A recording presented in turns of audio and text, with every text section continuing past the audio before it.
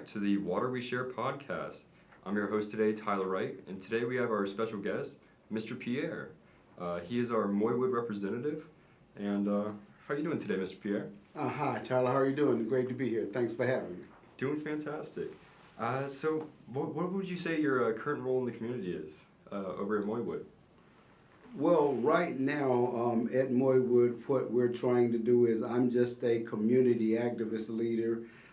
We're trying to establish now our community garden that we have, which will, if possible, all of the residents that are in the neighborhood themselves can come out, bring their children, start gardening, learn about gardening, exactly what it will be, and to try and pass on that information to the younger generation. Yes, sir. So I know we've been working on that Moyewood garden for some time, and it's quite the community initiative. It really does take a village, right? It truly does. To say that is an understatement is, yes, sir. This is our second year starting. Last year, initially we started with one plot that was only about 40 feet by about 30 feet. Yes. Now in our second year that we're starting, that initial lot has been increased to 60 feet to 40 feet. We are including now two 12.5 feet by 40 feet plots and a herb garden. Oh my goodness. So that's quite the work. Yes, it is. Yes, it is. Yes, sir. I know you have your own personal garden. I'm sorry to hear about the frost getting to it, but what do you plan in your personal garden? Well, I tried to include my personal garden with the community garden that we have, but right now we have a total of about 20 vegetables and herbs, anywhere from carrots to tomatoes to red beets to cabbage, kale, collard greens, lettuce, and a variety of onions. Oh my goodness, that sounds delicious. Yes, sir. Well, I know as proactive as a community member you are, could you tell us about some of your current projects and what are some changes you have personally made in your community through your efforts? Well, the main thing that comes to mind right now, Tyler, is the actual community garden initiative that we have started. Before, there were a couple of members that were in our neighborhood that actually had physically started the garden before. Yes, sir. That had gotten too old to do it anymore. One of our members now, Miss Brenda Taylor, who is one of our administrators for the community garden right now, is 70 years old. Oh, wow. So we're trying to let her be more of a voice than a physical presence, yes, because sir. we Yes, really sir. need her for her knowledge more than what she can physically do. Our security administrator, Miss Ivory Hawkins, her next door neighbor, we call him Mr. Pete. They both started the garden, I think Miss Brenda told me in 2016. Wow. Initially that it started. But since then, Mr. Pete got sick. He was just finished a bout of cancer. I'm sorry. And yeah, but he's doing a whole lot better right now. Amazing. And he wants to get back out there, but we won't let him. So yes, sir. Yes, once sir. again, we depend upon him for that's a blessing. His knowledge more than his physical skills. And what we try to do is try to get as many younger community members as we possibly can, so that this knowledge can be passed down to the younger generation, because if it's not a learned physical activity, it's going to fall by the wayside and no one will be able to. I kind of think that we've gotten away from gardening. Yes, sir. Social media is a help, yes, but at the same time, I don't want to say it's developed a lazy behavior, but it tends to. At the same time, Keeps kids inside. yes, it keeps people inside. And back when I was younger, it was just the opposite. You weren't allowed to come back inside until it got dark. Yes, So, sir. Until the street lights come on. Until the street lights come on, yes, sir. But Yes, sir. that's one of the things that we're trying to initiate right now. Some sort of a steady medium that they can have, that they can fall back on, that's something that's not more than just a hobby, that they could have, that it could be something that they actually see some physical as well as a mental return. Oh, wow. The physical part, it actually being the part of you putting it into the ground. Yes, sir. Seeing it actually growing. The mental part is you waiting for it, because it's not just something that doesn't happen overnight. It doesn't happen overnight, yes. And it, in a way, I think, personally for me, it's one way of giving a person a calming effect. It's, how would I put it? Therapeutic. Very. Yes, Very. It's therapeutic. So to have that as a medium is one of the things we try to stress. Yes, sir. I would say, like, what is one thing that people in your community could do to be more proactive? Become more involved. To say that people these days have become lackadaisical is being nice about it. Yes, sir.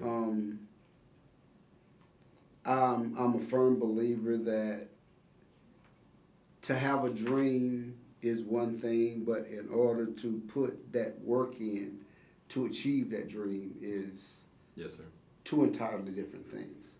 Absolutely. We want to, especially with the people that I work with, Mr. Jermaine McNair and NC Civil, and these organizational meetings that we are having, like the garden club that we're starting, is to try and instill in people that yes, it's great to physically have an idea, but to put that work to bring that dream to fruition is an entirely different story. So it's a long process, but it's a worthwhile process at the same time. Absolutely. No, you're quite a leader in your community, but what do you believe some of the core qualities of a leader are? Core qualities of a leader, I think personally, is that one, you should be trustworthy. There are so many times that people make false promises that I can do this, or I can do this, or our organization can do this, our organization can do that.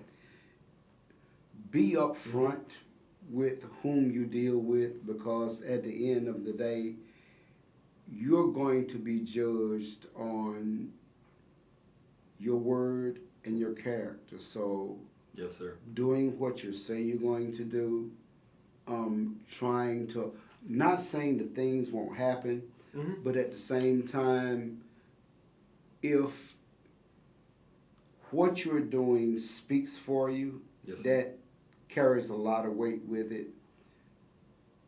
So those actions that you stand by, or at least what you promised, you stick to, so that people don't think that you're not a man of your word.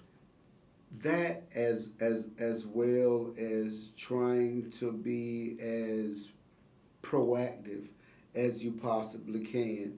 It's hard enough trying to get people to, I won't say volunteer, or to put forth an effort to be in these programs, but once they do, you want to try and get them to stay there. Yes, sir. So giving them misinformation, giving them false promises of saying that I can do this or I can do that, that's the last thing you want to do, because you don't want to give them an excuse to stop.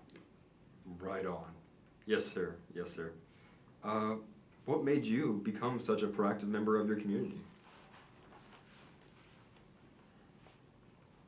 I was raised that way. I was raised by my grandmother. Yes, sir. My grandmother and my aunt that raised me were both educators, and they both taught for a living. So I've always Yes, been sir. in a household that's been helping people. So it's Absolutely. more like second nature for Mm-hmm. me than anything else. The only problem with me is I have problems turning that switch off. Ah, yes, sir. Once I get started, Tyler, it's kind of hard to stop. Absolutely. Um, Please. but but other than that, I truly get a joy out of helping other people, Mm-hmm. seeing them benefit from what we can do together, trying to see that sometimes people look down upon themselves. They don't give themselves the benefit of the Mm-hmm. doubt, and you just need to give them just that little bit of encouragement Yes, they sir. might need to try and get them started. Yes, So sir. that's what we try to do. I have never been one to try and do something for personal gain. Absolutely. Old saying, you can't take it with you. Mm-hmm. So I mean, that's the Yes, sir. modicum that I try and live by. Yes, sir. I always try to leave things better than I found it, and Exactly. it sounds like you're doing quite the same for Moyewood. Yes, exactly. Absolutely. I know I've been doing some teaching over there, or at least during the summer and during the fall, but love the community, and I got to teach the youth there about water quality through the WRC. Mm-hmm. So I just wanted to ask, like, how has working with the WRC helped you with your community, and has your association with it benefited your community efforts? Tremendously. Where do I start? Let's first off start with last year when you guys first introduced yourselves and Dr. Mosi and Michelle first came out. Yes, sir. They were introduced through the community center and with the children Yes, sir. that were started there, which once I found that I was doing that, I was all on board. Yes, sir. Yes, sir. Yes. As far as it goes back to me saying a few minutes ago with my family being educators, I always paid attention when I was in school, and Yes, sir. it's kind of a thing with me. I look at how school is directed right now and how it was when I was in school. The differences are amazing. Yes, sir. We used to have shop class. We used Really? to have Yeah. home ec when we were in high school. You know, they don't offer those, and we used to call them curriculums. Really? Yes, they don't offer curriculums in high school anymore, or even in elementary school for that fact. Yes, sir. So to have you guys come out and to actually physically show these kids what can be done, how that can be planted, and the use of the water, Yes, sir. and how it can be used, it absolutely amazed them. And believe me, it takes a lot to hold their attention. Ooh. It Yeah, takes I've a been lot there. to hold their attention, and But you gotta make it fun. they were hands-on. absolutely amazed. Yes, sir. And as far as this year, I've got them running up to me now asking, are they going to be playing? Yeah, are they going to be playing again? So I'm going to tell you now, be prepared because they're waiting on you guys. Yes, they're waiting on you. Yes, sir. I know we have our youth programs coming up soon for them, and we are actually working with our high schooler and through our leadership program, and she's going to come out and teach them some stuff. So hopefully we can show the gap in between the elementary to high school segments of that, what it takes to be that proactive community member and learn more about your environment. Maybe that would be something that would be real good for you to bring up, because I'm quite sure that would be information that would be valuable. Yes, sir. To all of them. Even as far as the children, let's go into talking about how you guys have come in and have actually affected the adults and the seniors in the community. Really? Because initially, before we started and before you guys came in with the water conservation, Yes, sir. basically they watered their gardens and the plants the best way that they knew how, with a single hose and a Yes, sir. Dollar Tree spray nozzle. It's all right. A young lady and a gentleman came last year that brought us two units. One actually hooks up directly to the water faucet itself. Mm-hmm. There's another unit that is placed into the actual soil so that it could test the water levels. Mm-hmm. They had never seen anything Oh, wow. like that before. So it's a lot of information that you guys have brought in that they didn't even know that we're tied into those Yes, sir. types of things. So it's just like opening a new book. Right, You know, right. for you and for me as well. So it's a learning experience for me as well. Yes, sir. It's been the journey for me as well. I've loved seeing how we've implemented our technologies to just help the communities better. Yeah, I mean, I didn't know any better than the dollar tree nozzle and the hose. We have a staff member, and he does all the sensors, and it just fascinates me every single time seeing all the implications that he can use. You would be amazed. I didn't last year because I really wanted to just try and basically get as many community members as we could, Mhm. feet wet without trying to immerse them with too much information Yes, at sir. one time. Mm-hmm. But now that I've basically got them into it, this second year we'll probably be implementing in, for example, they have to look at to what they want to plant Yes, in sir. regards as to how much water it will take Right. in order for that plant to thrive. Mm-hmm. Too much will kill it, too little will kill it. So one of the things that we're planning to try and initiate is that you have to research whatever you want to plant Yes, sir. to try and find out exactly what it's going to take for it to mature, Mm-hmm. for it to thrive, and what it's going to take for you in order to get all of the produce from it that you possibly can. Excuse my French. To possibly can. We really don't want to try and use any pesticides because we want to try and grow as naturally as we possibly can.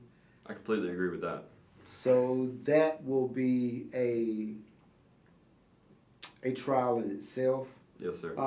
But once again, as we stated, what we're doing is trial and error. So there is no set plan Mm-hmm. as to how we're going to do it. So it's baby steps. Yes, sir. Yeah. Yes, sir. Was there any advice you would give to the community members that would likely to get them involved in the initiatives like the community garden? The main one that I could give to them would be if you will go to a grocery store, pay an exorbitant amount of money Mm-hmm. for a vegetable, not knowing where it was grown, Mm-hmm. how it was grown, or what was put on it to grow it, Yes, sir. in conjunction with putting your own crops into the ground, growing them yourselves, what would you prefer to feed your family? Right, right. I'd much rather see it come from my own garden. I would leave you with this in response to that. It's one thing that I have seen for myself is that by me being raised in the country, we were raised on a lot of garden food. Mm-hmm. People lived a lot longer. Really? Yes. Yes, sir. My grandmom passed at 76 in 1970. Yes, sir. God bless her heart. Bless. Of high blood pressure before they even had any medications or anything, or she didn't see a heart doctor. It was basically her diet Really? that kept her alive. You would be surprised at how a natural diet is a lot better for you physically than it is. Yes, sir. Look at the preservatives Mm-hmm. in a McDonald's burger Yes, sir. in comparison to fresh fruit. Right. Right. What really upsets me is you can go to McDonald's and buy Happy Meal for $5, Mm-hmm. but you can't walk into a grocery store and buy a quarter of a watermelon for $5. Right. Make That's that insane. make sense. I was at Sam's Club the other day, and I noticed that it is more expensive to get a pound of dried potatoes, like the instant potatoes, Yes. than it is for $4 for 11 potatoes. Exactly. We pay for laziness. Yeah, you pay for laziness. Exactly. Yes, sir. So now you actually see Oh, what yeah. my point is. If it would possibly, I don't know, but maybe it would get a grip on how society looks at how they would charge us for these vegetables. Mm-hmm. Right now, people just don't want to grow them, and they would just prefer, well, I'll just pay for them. But you don't know what you're eating. I would rather know that I'm putting something that's healthy in my body than to pay an exorbitant amount of money for something that's making me sick. It's just convenient. Mm. Well, yes, sir. Would you like to shout out any of the projects that you're currently working on? The only thing right now I would really like to shout out is that we will be branching out with other projects that we will be having, but the main one that we'll be having right now is the community garden that we're having. Our first annual planning for this year is scheduled for April the 11th. Yes, sir. Of this year, and you're invited. Yes. Please. We don't know exactly how many people will be there, but so far right now, we have enough people signed up that will be at least 30 to 35 rows. Wow. That we will be getting started right now. So much to the fact now that Mrs. Taylor has cut off applications for rows because she said, really? Yes, we've got enough volunteers and people right now that is amazing. to get started. So what we want to do with the people that we do have, to try and get each of them, if they have children that are in the home, to bring their family members out. Really? To get them started. Sir. Yes, because that's the way that I got started. To say that's going to be a easy process to get started will be an understatement, because believe you me, I am the first witness to tell you I cried, fought, argued the entire time. My grandmother wanted to have me in the garden, but I wanted to be playing with my friends. Yes, sir. But no, I was forced to get out there or either get a whooping for it at those ages. But now that I look back on it, I wouldn't trade it in. Yes, sir. Anything in the world. Look at how it helps me benefit other people now, and it's just absolutely amazing that something that she was just passing on to me, that I could just take and pass on to so many people, is just truly a blessing. It truly is, sir. Well, thank you so much for being on the Water We Share podcast. Thank you so much, and thanks for having me. Yes, I really sir. appreciate Absolutely. it. Thanks, Tyler. It's great.